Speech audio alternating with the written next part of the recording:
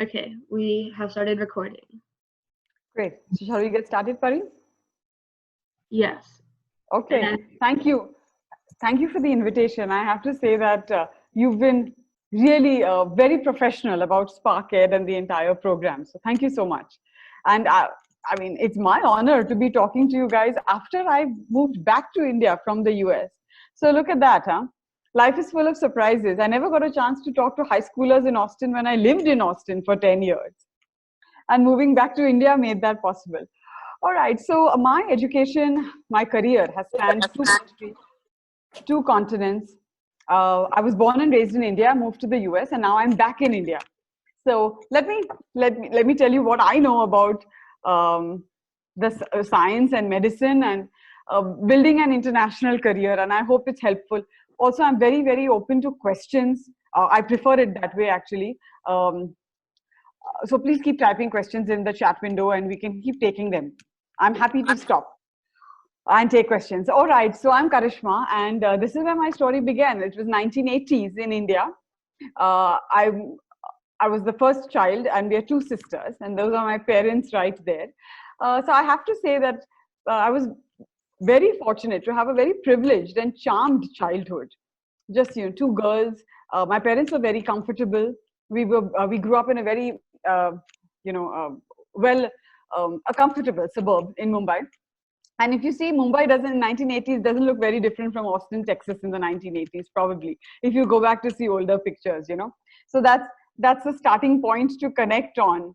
Uh, so when I did my schooling in Mumbai, and I was all set to do engineering when we have a big 10th grade exam in India, and I did very poorly in a subject that I could never imagine I would do poorly in, history, because at least in the Indian system, it's the sciences and the maths that is really hard. Well, the history exam didn't go well. I got a lower grade as a result, and I had to take biology as an add-on. So instead of only physics, chemistry, and math that I would take if I wanted to do engineering, I had to take physics, chemistry, math, and biology. And today I am talking to you as a biological scientist, so you can see what effect that had on my later life.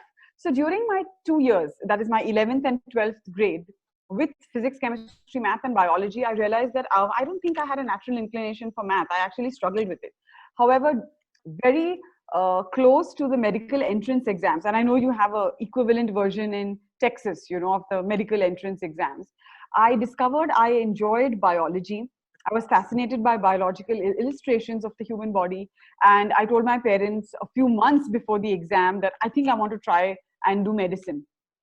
I think I was pretty calm about it. It was my parents who freaked out because they basically said, "You've not prepared anything. You've not done anything in 2 years to prepare for medical college." We call it medical college in India.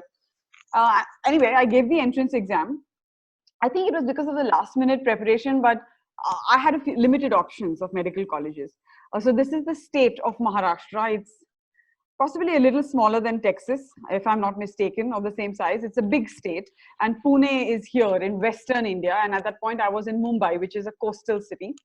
So I applied to medical colleges across the state. And I was 18 years old at this time. So we enter medical college in India as soon as we finish our 12th grade. And my decision making went like this. I said, I don't want to go to this medical college because the food in this part of the country is too spicy. And I said, I don't want to go to this medical college because it's the middle of nowhere. I mean, I'm not going to have a social life in medical college. I have to admit that since then, my decision-making skills have vastly improved.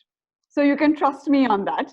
Nevertheless, I chose a relatively new college. It was close to my parents' house. At that point, I was getting along with them fine. So I didn't think I wanted to stay too far away from them. And anyway, I finished my medical school, as luck would have it, taking biology in 11th and 12th grade just changed it for me.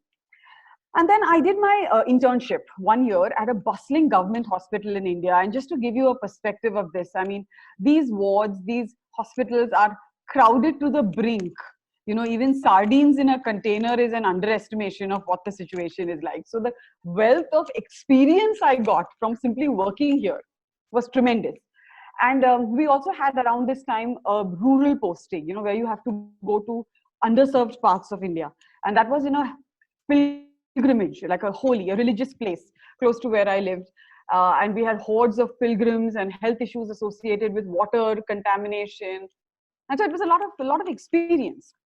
However, I also realized that the nights were long, the days were long. I felt I didn't enjoy clinical medicine during this 1 year. It was almost like I was waiting for it to get done. I enjoyed the academic side of medicine. I enjoyed reading, learning medicine, but I don't know if I enjoyed practicing it. And this was a very tough realization to make because I had spent 5.5 years at this point in medical school. So I decided, you know, I was, I think, too young. I was 23 at this point. I was too young to say no to medicine entirely. So I went on to do a residency.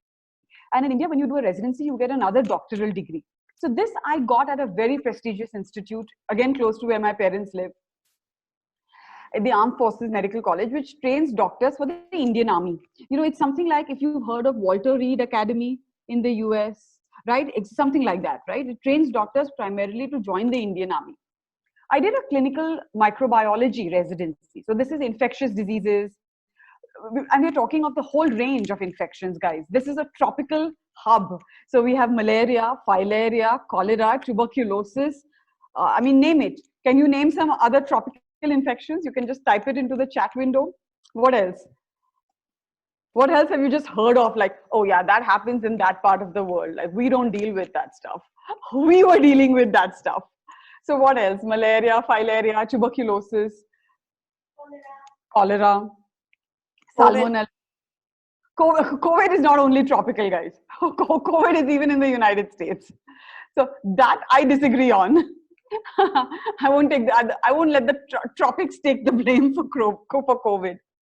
So all right. So you know, the salmonella, all of that. Okay. Anyway, Someone so I finished. Nipah virus. Go ahead. Someone said Nipah virus. Nipah, yeah, Nipah, true. We have outbreaks of that in India. So I wrapped this up in 3 years, and during this time, I had the opportunity to work on a research project. So I was a resident. I was involved in the bench. So every day we got hospital samples like urine and feces and blood and saliva to diagnose infections. But I also got a chance to do a thesis. So I'm giving you all these wonderful terminologies, and it's the start of the weekend for you. All right, so just go with it. But during this time, there were outbreaks of this virus, which you've heard of, is chicken pox. Have you guys heard of chicken pox? That I'm sure has happened to you all as well. It happens in the US as well. So there were outbreaks of this among soldiers in the Indian Army. And chickenpox is typically a pediatric infection. It's a childhood rash. When it happens in adults, it's pretty serious. And these were soldiers who had been immunized by the Indian Army. So there was this perplexing question that if our soldiers have been mandatorily vaccinated before they enter army service, why are they getting outbreaks of chickenpox? Now, you would recognize that soldiers live in situations which are closed. So they're often in camps and barracks, and lots of people living together. And so this was spreading through these camps.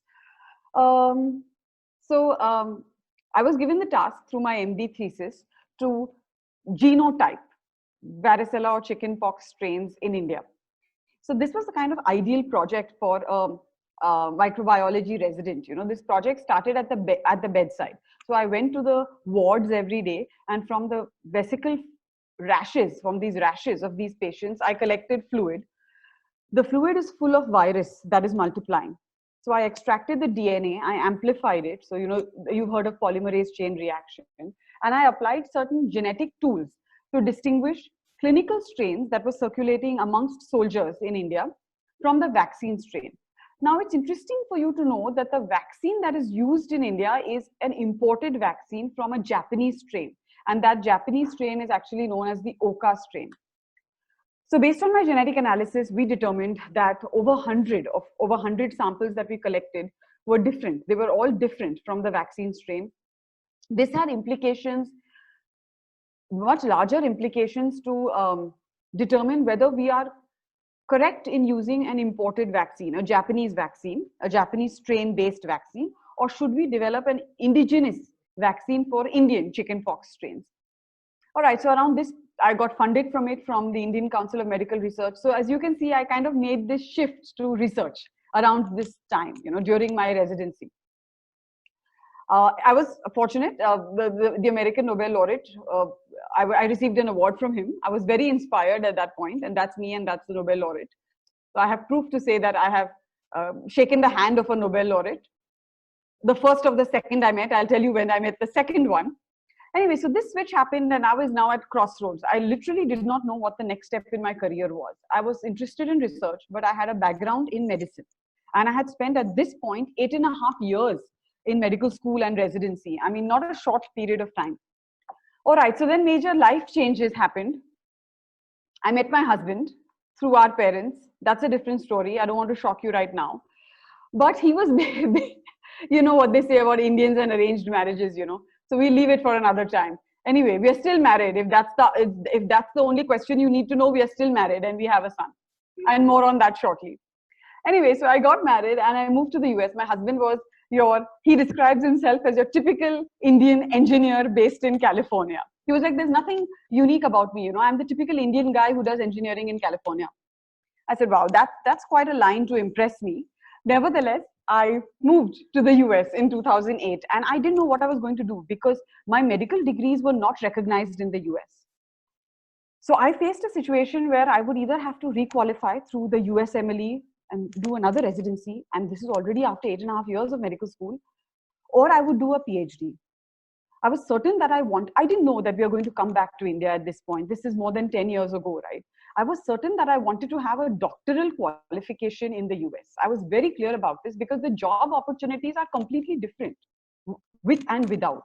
And after putting in all the work, albeit in a different country and in a different education system, I didn't think I should shortchange myself. So I decided, okay, 2008, it's probably a little after you were born. So you don't remember maybe what was happening in the US at that time.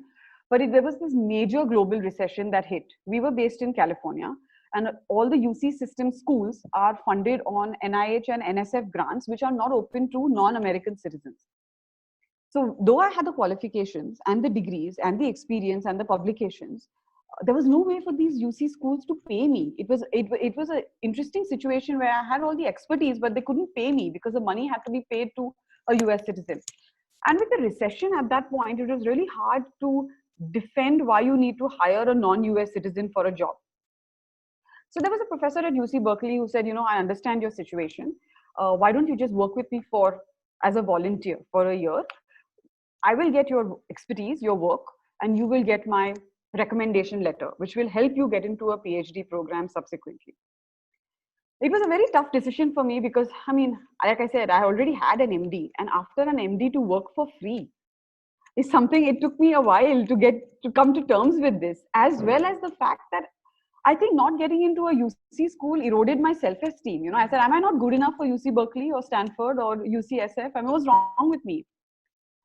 Anyway, I had no choice. My husband was working, so there was no major financial implication for me to not be paid.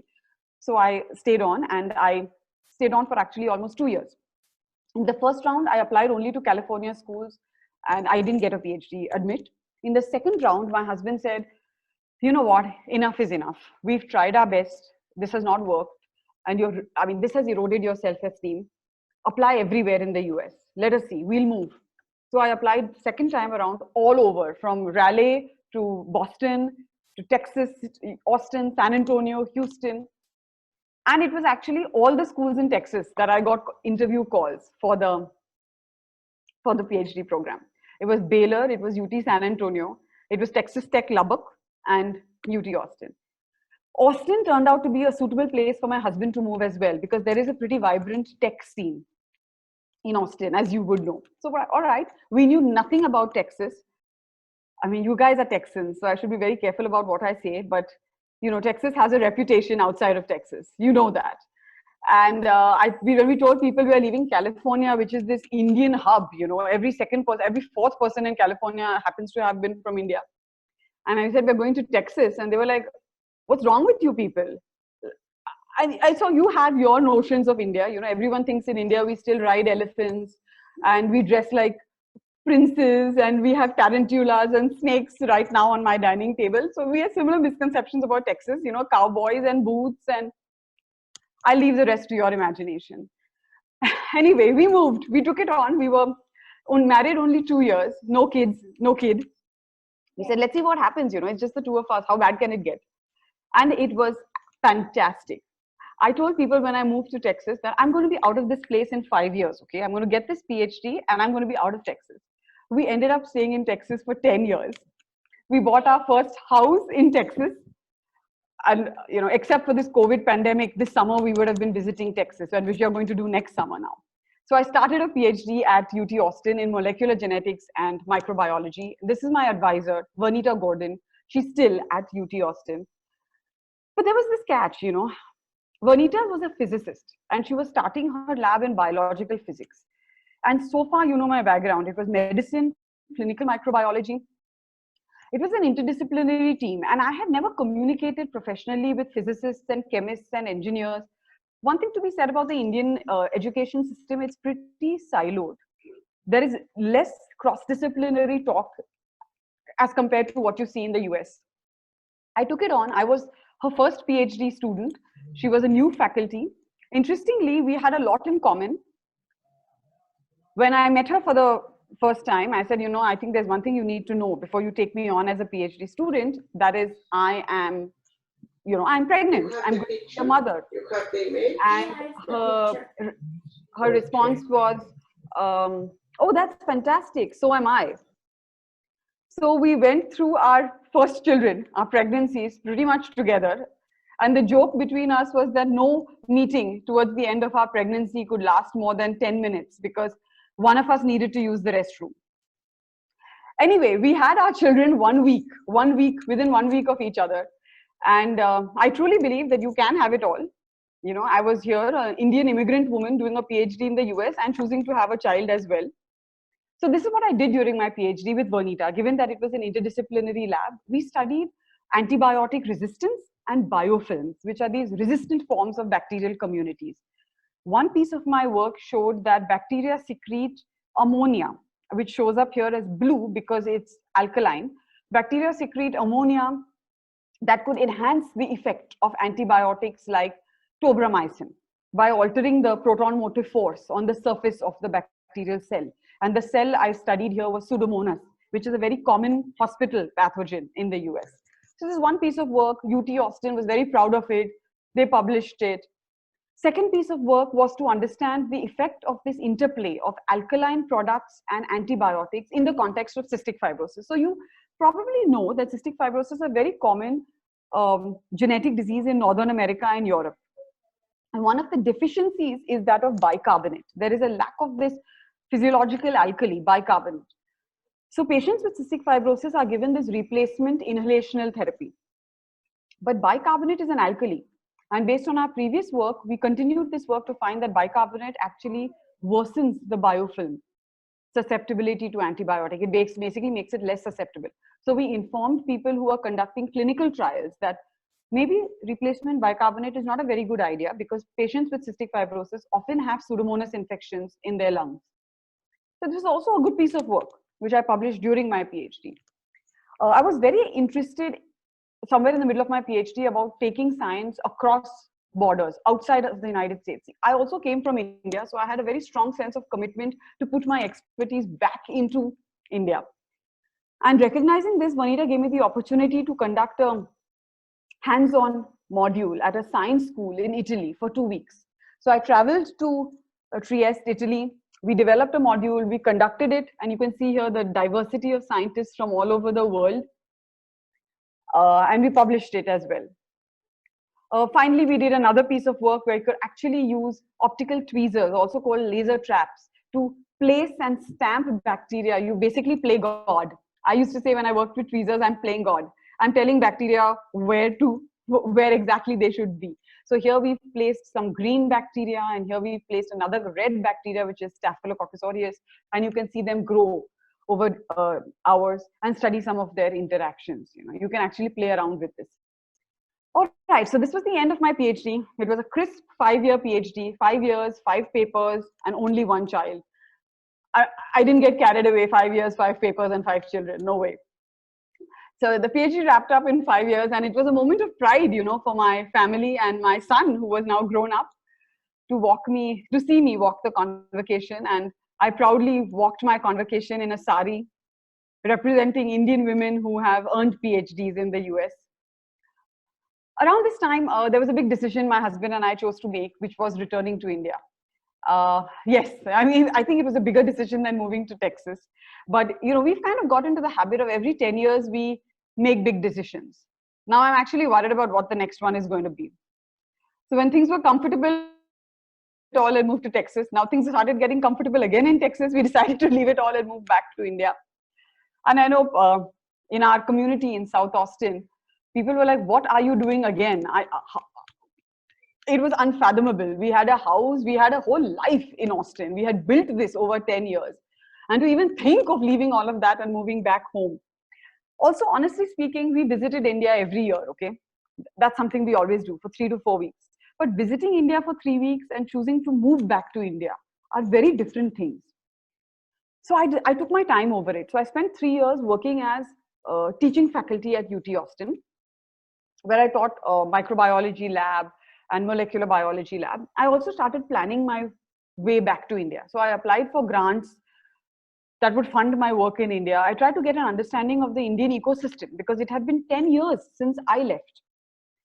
So I secured a re-entry fellowship which supports the return of Indian investigators to India and gives them funding for 5 years. It's like a startup grant, that you have in the US universities. So I secured this grant. I moved back to University of Pune, and I have my independent research group here. So this happened in 2018, 2019. So it's been a couple of years of a huge, huge professional and personal transition. So we study infections, given my background with antibiotic resistance, biofilms, but we try and adopt human relevant approaches towards them. All right, so if you think about biofilms, most often people study infections using animal models like rats or mice or guinea pigs. However, very few of the studies in these models actually translates to a new drug, right? Because there is a huge failure rate between studying things in animals and studying things in humans, simply because mice have a different skin structure than humans. So wounds in mice heal differently from wounds in humans. So why would we use mice as proxies for humans? That's because we don't have good enough models to study them in the lab, which are human relevant. And the focus of my current research is to use clinically relevant ideas, like if the wound has serum, you've heard of serum, that component of blood, then can we develop models in the lab that have this serum? So can we mimic wound fluid? Can we study biofilms under conditions that mimic the flow on the surface of a wound bed? So can we mimic the in vivo, the clinical environment in vitro is what we work on. And we are one of India's very few labs that uses human relevant approaches which are completely non-animal based to study and understand biofilms. So we have a very unique niche. The first year of moving back was rough, to say the least. It's a huge transition, even if it's your own country. You've lived away.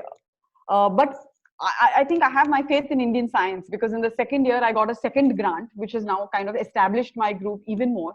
And I've reached out to other people in the Indian ecosystem who work on similar areas. So I'm building a vision and direction for my work that we moved back.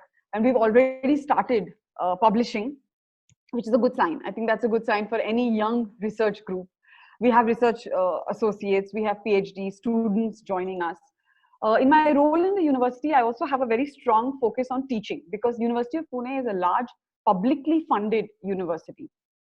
And it was established in 1951. So it has a very strong reputation of education. So as part of being faculty, I have to conduct student induction programs, team building activities.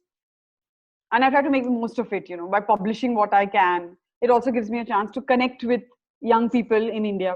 It's been a while. We're not just limited to the bench. We have reached out to the community. If there's anything we learned in our 10 years stint in the US, we want to, as a microbiologist would say, we want to inoculate that into the Indian ecosystem. how can we get better at things that we learn in the US, right? How can we bring that back to India? That is something I'm passionate about. And so I've been sharing my thoughts and ideas with the Indian community. I've also been, in my own way, trying to destigmatize parenthood and being a PhD student. I started my PhD late. If I didn't tell you, it was 30 when I started my PhD. I didn't think my goals to be a mother or my other goals could wait any longer. And this is something that needs to be spoken of in India. For different reasons, we have a different structure where PhD students are extremely focused on work and don't really invest enough in their personal welfare. So we have, like I said, we've been very actively involved beyond the bench as much as we can in the last 2 years. This is something I'm very passionate about. I've received funding from the Ministry of Education in India for a science outreach platform that we did in our research group. It's called Talk to a Scientist. And the whole idea behind this is very simple. I think this is something Pari knows about. Is in India, we grow up with this notion that science is Western thrusted. So we build role models. If you look at any university in India, to be honest, the role models will always be Europeans or American scientists, men or women, right? There is a need to build Indian science role models. And the whole goal of Talk to a Scientist is every week to talk to young minds for 1 hour about science and showcase science being done in India and Indian scientists as role models.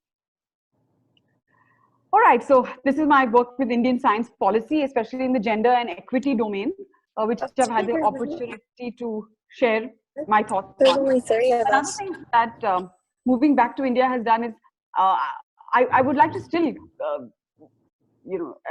work with people outside of India, with the community I built when I was in the US and through short stints in Europe.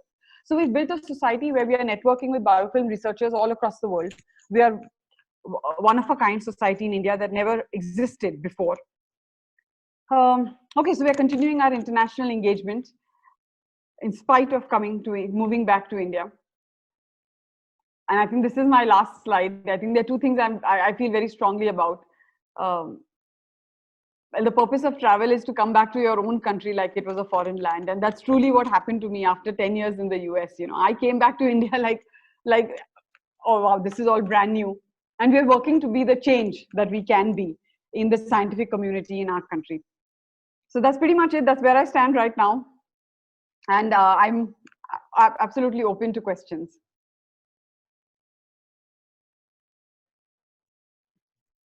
Yeah, if anyone has any questions, enter them into the chat, or else we also have some questions that we can start asking. Yeah. Yeah, sure.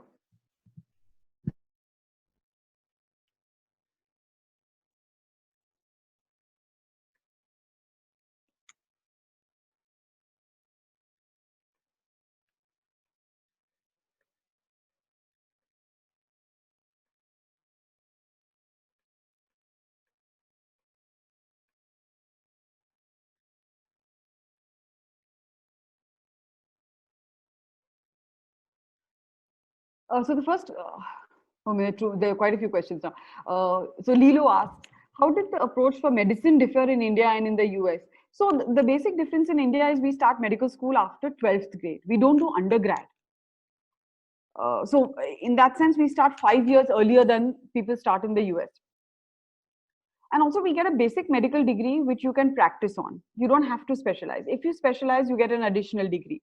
But I believe in the US, residency is something that everybody does, if I'm not mistaken. So I didn't do any medicine in the US. All my education in medicine was in India.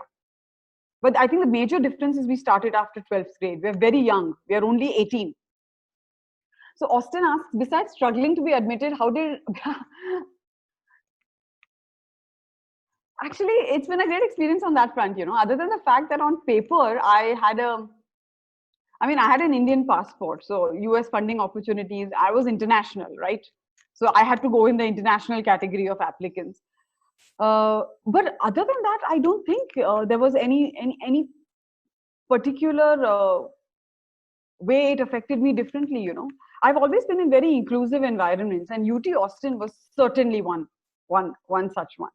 So it never really did. Of course, we all build our bubbles, guys. Let's be honest about it, right? There is an Indian bubble in Austin. There is a different communities. But no major experience other than I had to work as an international student. You said you had your own thoughts about COVID. Yeah, COVID is not tropical. That's what I meant. And COVID is now a pandemic. It's all over the world. So I just meant that unlike malaria and tuberculosis, I can't blame the tropics for COVID. How does the process of getting access to human-based research in India? So clinical trials are tough everywhere. So we don't do that. If you're saying human-based research, we do human-based research, but in the lab. We try to build human relevant systems in the lab. We are not directly working with people or on people and not doing clinical trials. Was it a big change moving? Yes, yes. Thanks for this question. That means you really do have insight into what I was saying. It was a huge change, guys. I resisted it. Believe it or not, when I was in America, I always said, I always said India is my country. I still say that. But when we were flying out of Houston in June 2018, I just kept looking outside the airport to see, I can't believe I'm leaving this country that was my home for 10 years. And it also tells you that I had a very positive experience in the US. What was the first thing I did was, just deal with it. Once you land here, now you deal with it. You made the choice. But I think the most challenging part, believe it or not, was learning to drive back in India after 10 years. That was tougher than the professional adjustment or any other adjustment. I suddenly realized that people just don't believe in lanes. So that was fun. That was really fun. It took me one whole year to get confident to drive on Indian roads. And this is after driving 70 miles per hour on Mopac. So yeah, that's my piece of advice. Like, get prepared. How are you going to hit the Indian road again? Just get prepared. It was definitely a huge change, huge change. Hi, I'm Eli. I wanted to ask, what does an average day look like in your job? I think I saw this question. That's a really good one. So though I'm a physician scientist by education, my work is predominantly as a scientist. So my average day is I go to work. There is a research lab that's, where my research associates and PhD students work. I check on them. Then I teach. I have at least 2 to 3 hours of teaching for undergraduates at the university every day. Then there's a lot of administrative overload, which is also something you don't expect, because when you're a PhD student, all of that is being handled by your supervisor. Administrative overload meaning procurements, budgeting, spending money that you've received in the form of grants, progress reports, committing to money that you used. So that's a huge chunk of my time, unfortunately.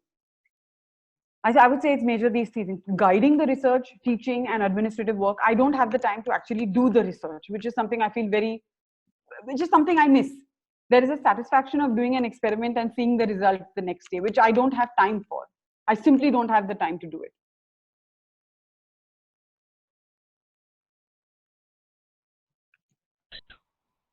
So, sort of unrelated to that topic, but some of the other similar questions. So, what jobs do you see emerging in the medical field due to the COVID pandemic? Well, they say that healthcare research jobs are going to increase. So, but however, they also mention that it will be translational, things that can actually be applied in the clinic, in the community. So I think there may be a shift from basic research to translational research. I think this pandemic may have brought about that resources have to be directed towards immediate issues than exploring proteins and, a lot of relevant scientific questions, but may not be applicable or translatable in the near future. This is definitely a shift that I anticipate, which is a concern because we have to kind of redirect our funding now, our strategy, right, when we propose grants towards making them more applicable.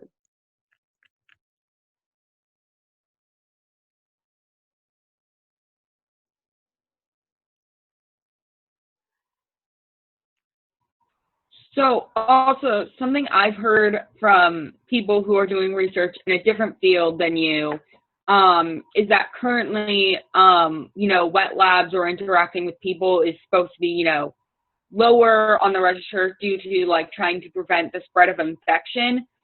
So do you think that this might also affect long term how we do research and the precautions of, you know, doing wet labs versus dry labs? So now I think the dry lab component everyone is going to want to have, to be honest, yeah, to be very honest, because COVID pushed us out of the lab for 6 months. I don't think I mentioned this, but we went back to the lab only a week ago. Since March, India has been in a lockdown. So there's going to be a huge focus on bioinformatics related work, if possible. And that might be an interesting area for you all to think of during your undergrad or subsequent to that, you know. I'm sorry, I missed the question. Cullen asked, was it a big change moving from India to the US? Yeah, that was also a big change. But I think I answered the question moving from the US to India because that's uppermost on my mind.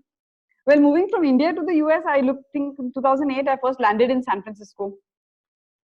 Yeah, again, I was overwhelmed. I don't know why, but I seem to be overwhelmed with every major transition and life decision I make. Yeah, so someone picked him. My husband's friend came and picked us up, and he said, so he was American, and he said, so I clearly remember this. I was a young woman, 26, 27 years old, and he's like, so what do you think of America? I mean, we've just got out of immigration, okay? My first time through US immigration. I said, well, it's like what I thought. I mean, there are roads, there are cars, there are trees. I mean, yeah, it's exactly what I thought it would be. So, yeah, and I had no idea how the journey would pan out after that. I was, yeah, for want of a better term, I was very fresh off the boat and very proud to say that I survived that. I was fresh off the boat and I survived it.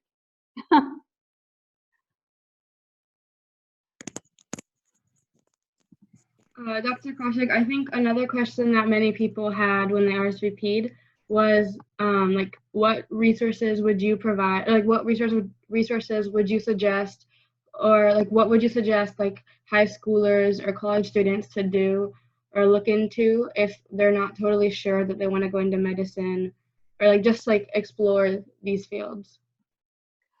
Maybe it would help, and at this post-COVID, if things happen to open up, is I think try the area of work you're looking at.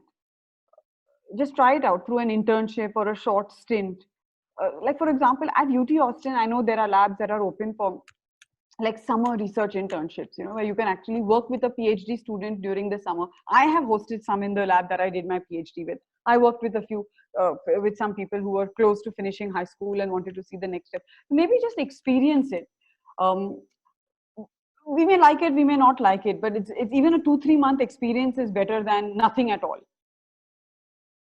You may actually realize you enjoy the pace of research. You enjoy the fact that you get to read a lot, or you may not like it. It's better to explore it than jump into a PhD or anything medical school, which is a 5-6 year commitment. Yeah, I think also another question that I saw in the chat was like, besides struggling to be admitted into a PhD program, how did being Indian affect you in the US? Yeah, I think I answered this. Like I said, except for being international, I don't think in any other way.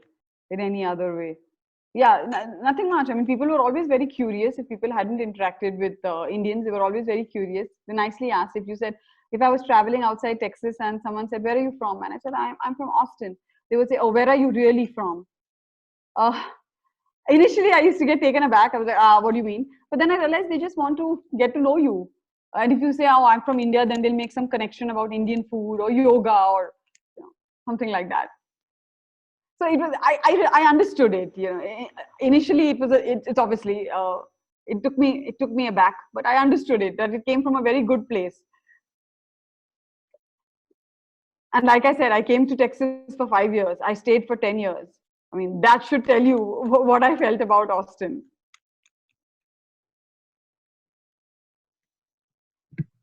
Yeah, I understand.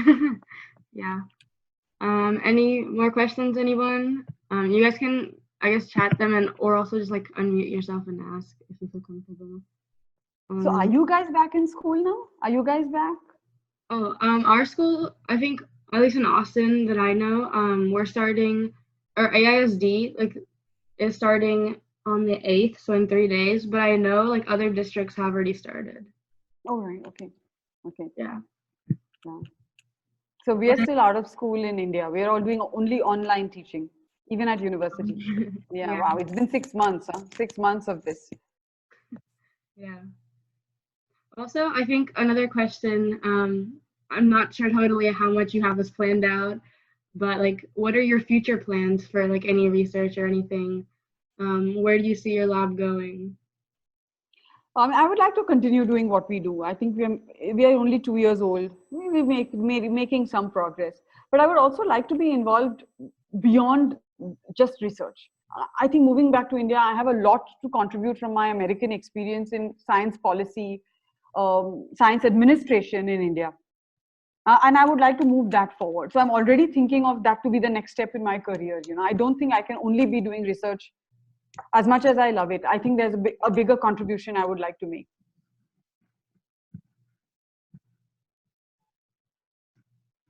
Yeah, I mean, totally, that makes sense. Definitely to continue doing what you have been working on so far.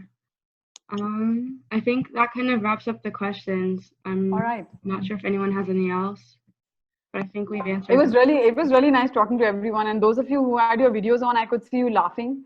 So, I mean, thanks a ton for the positive feedback. It's really hard to talk to a blank black screen. I mean, that's not quite communicative at best. So those of you who had your video on, when you laugh, I was like, oh yeah, they understand me, they get me. Nothing like positive feedback in a room, right? Yeah. But this was close. Yeah. I think we can kind of start wrapping it up also if no one else has any other questions. All right. I think Dr. Kaushik, she's given her Twitter, you can find her there, her website as well about her like lab and what she does. And if anyone wants her email address, I can share it in the follow-up email. And then if Dr. Kaushik is comfortable, we'll also share the recording and slides with everyone so everyone can have access to it all. And yeah, you guys should definitely keep in touch with Dr. Kaushik. Her work is like very like relevant to our society today. So yeah. Thank you. Thanks a ton. Texas is second home. Yeah. Texas is my second home. I never imagined I would say this. So anytime, please get in touch anytime. Yeah, and maybe, sometime if things open up and you want to do an internship in India and we can secure funding for it, you're most welcome. My lab is always open to give you that experience. Yeah. I think also at the end right now, so I know some people joined in a little bit late. We can take a picture right now as well, just like we can have everyone in. So I think we can do that. Shall I stop screen sharing? Sure. Yeah, great. Yeah. Okay. Also, everybody, just to kind of get to know you guys as well, if you guys want to either chat this or like just speak, it doesn't really matter. Like, what's your name, your grade, and like where you're from and your pronouns, just to kind of get to know you guys. You guys can chat that or not. And also, if you're comfortable, could you guys turn your video on so we can take a picture? I'll just, let me see. Good.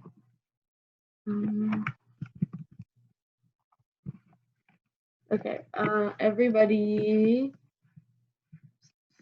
1 second. Okay, everyone smile.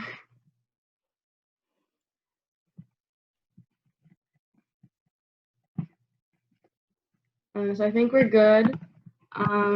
Anybody have anything, any like last minute comments, anything anyone want to share with Dr. Kaushik? She can talk about like honestly anything about like what you want to know about the experience. Yeah.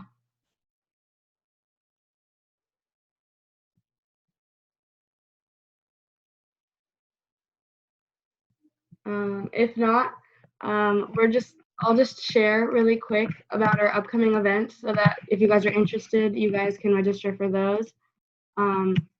So if you can see my screen, we're having another event on September 12th with college students. It's a panel with students in fields like neuroscience, mathematics, physics, molecular biology, business, and biocomputation. So if that's something that interests you, if you go to our link tree, I think Eli, could you like add the link tree one more time in the chat so people can reference that. We have this event, and then also September 27th, we're having an AMA, which basically means Ask Me Anything. So like where Miss Ria, who we have at this event, you guys can ask her any questions about her experience with research, cell biology and optics research, presenting her research at international conferences, doing a TEDx talk, founding an organization, and being an NPR radio host program. Radio host. And she's also a biomechanical engineering and economics undergrad at Stanford. So if either of these events interest you, basically our link tree should be on the chat. Yeah, so you guys can reference that. We can also share these events in a follow-up email as well, so you guys can reference that later as well. Yeah, I think we did get some things in the chat. Yeah, I'll just quickly share my slides for that human relevant thing is very briefly, just to explain with the slide. So what we do, Austin, is so you have a wound, right? There is a wound. One way to do this is with an animal, where you create a burn or you create an injury and you study the effect of treatments on wound infections. But like we said, animals don't translate. So we are trying to use all the factors that are critical to heal the wound, like the proteins, the serum, the collagen, which constitutes the skin, and make a milieu out of it, like an artificial mimicking milieu, and use that to study biofilms and therapies. So that's what we're trying to do. That is one way of doing this. The other thing we're trying to do is the wound, for example, when it is infected with biofilms, there is a fluid that flows. So it's not a static environment. It's a dynamic environment which has mechanical flow and shear stress. So we're kind of developing this palm-sized platform where you can flow wound milieu to mimic the wound state and study biofilms and treatments in that rather than an animal. So these are some of the human relevant approaches we are taking. So the broad goal is to replace animal testing for different reasons. Scientifically, it's not sound. Technically, it's demanding. And ethically, it is questionable. So we are trying to replace all of this in the lab. And that's what we do when we say human relevant. So thank you for that question. That gave me a chance to talk a little bit about my work. And it's always dangerous when scientists start talking about their work because they don't stop. You'll figure that out soon, very soon. All right. Yeah, very nice to meet you all as well.